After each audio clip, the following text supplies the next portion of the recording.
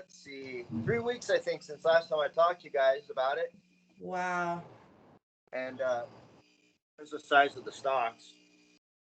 Holy. Pretty big for the short little plants they are. Yeah. They are. But like I was telling Leah, these are going to be they're going to be like my host plants for my grafts. So I'm going to have like I have 9 different strains that I want to graft onto this right now, and they'll all be females. Now I've got 3 plants here. Theoretically, I could graft on females onto one, or females and males, keep them all labeled. It wouldn't matter. And then you have a genetic library to go from, right? So if you're trying to keep your plant count down, but you still want to have like 14 strains to be able to pull from, because I mean, face it, you grow one strain, you don't want to probably have that exact same strain next time. You might want to switch it up. Well, now you have it. You have your genetic library, and it really is a time saver. It takes a little bit to get it going, and it's not practical for like large applications. But for the home grower, somebody that's just trying to have a little bit of diversity within their own self, that's the way to go. Wow. I think that's a smart idea. Yeah. I honestly do. Yeah, Well, I can't take credit for and it. a loophole. People have been grafting for a long time, and I had a guy tell me about doing it this way to keep your seed bank going. Instead of having a bunch of plants and having to pop for seed every time, and it just made total sense. You can keep a plant and veg with a lot less energy, than it takes to flower them. So it can be a cost saver too. Cut time down. Nice. Mama produces. That's right. So what do you got growing, Tara? Just some clones. That's it. Nice. Yeah. They're doing the work themselves. The auto flower, right, Tara? You were doing some auto flower? What did I just say? You said clones, and I was because he's talking about clones. Just some autoflower, and they're not as big as I thought they would get, like at all. Some got that big, but then others like are not that big. Like literally, they're like this size almost. Yeah, little shorties. Yeah.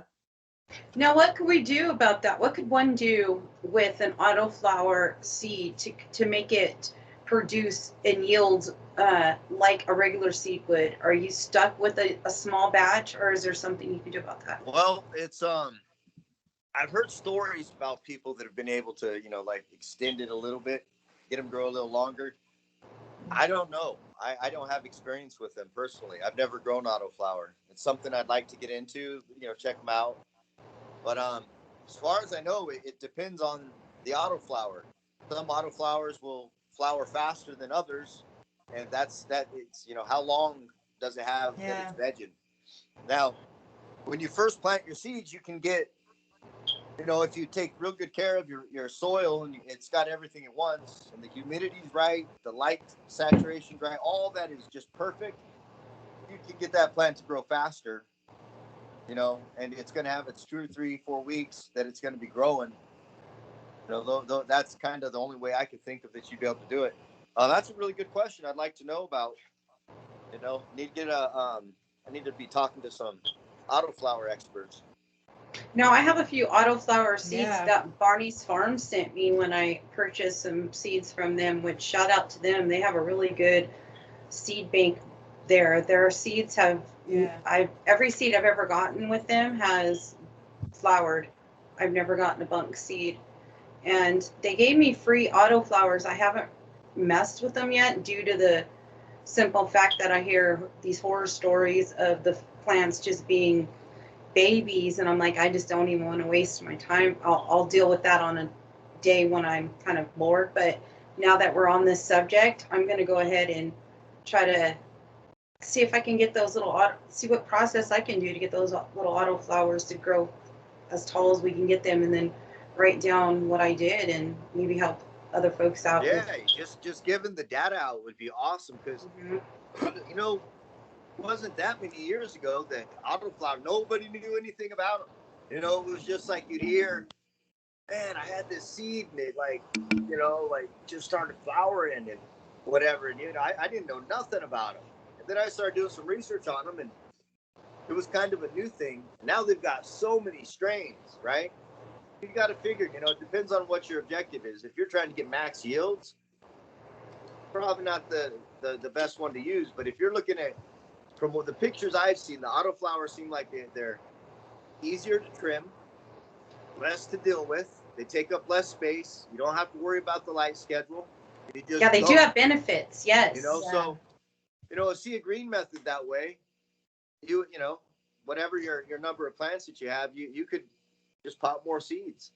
And that's one thing. What it comes down to is you're either going to be getting canopy space from time or numbers, but it's all about canopy space. And you're either going to run, if you want to cover 10 square feet, you got to either give it the time or throw the numbers at it.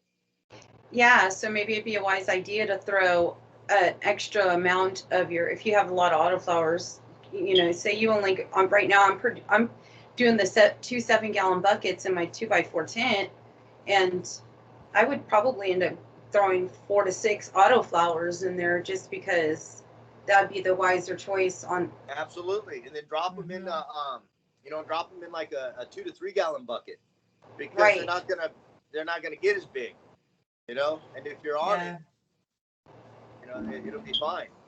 Yeah, and then I'm gonna try that green tea, the green bicycle tea with autoflowers, and see if that might help them get taller, and we'll see what we can do. They do. We did it. Yeah. Yeah. I've seen it used, and it seemed to help. Good. Tara, did you want to say something? I'm sorry. Oh no, I was just gonna say my pot looks so small because I use 7-gallon pots. Unnecessary. Okay. But that's what I had, so. Right. That's probably why. And Tara's experience with the autoflower is what made me realize how I kind of got an idea on what they do. I was like, oh, I didn't realize that they didn't, they're shorties that grow fast but short. Instant gratification. Exactly. You get your instant gratification from them. So we'll see what we can do to kind of better that process and make it depending on your, what your schedule is, or how, what your canopy you're trying to fill out, autoflowers could really shave some time off if you're throwing numbers at it. Yeah. I don't know. I'm still, kind of skeptical of. That's just ignorance talking. I bet you, as soon as I get some seeds, pop them, I'm gonna love it. See, that's same here. I didn't know, but I just was curious about them. So that's how it is with crypto. That's Although it's doing so shitty right now. But... Speaking of crypto, something's doing good. Gotta move it around. Yeah. So your steam system, Josh, are you doing with that steam system? Oh, go ahead. I'll let you. It's not steam. Okay. And there's a difference. Steam is done from heat. This is they're micro droplets of water, and it's done from an ultrasonic fogger. So it uses vibration to cause the fog.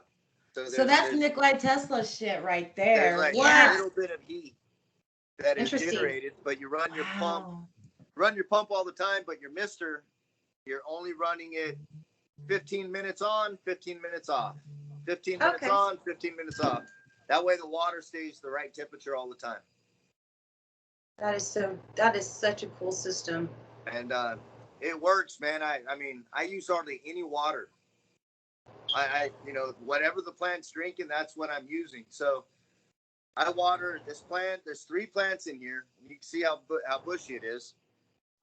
I only water this once every 5 days. And they are gorgeous too. They're the perfect shade of green. They're loving. They're happy. Of new leafy material coming out. And I just defoliated it a little bit, so I thinned it out so some light can penetrate. That's why you get all that nice lime green colors coming up, because it's pushing out new growth. Awesome. That is really cool. Well, we appreciate you coming on today and just giving us a little input on your system. It's very interesting. And well, thanks. I really appreciate the opportunity. And just an aside, I'm always about saving money. And when you use a product like Green Bicycles, you can recycle your soil.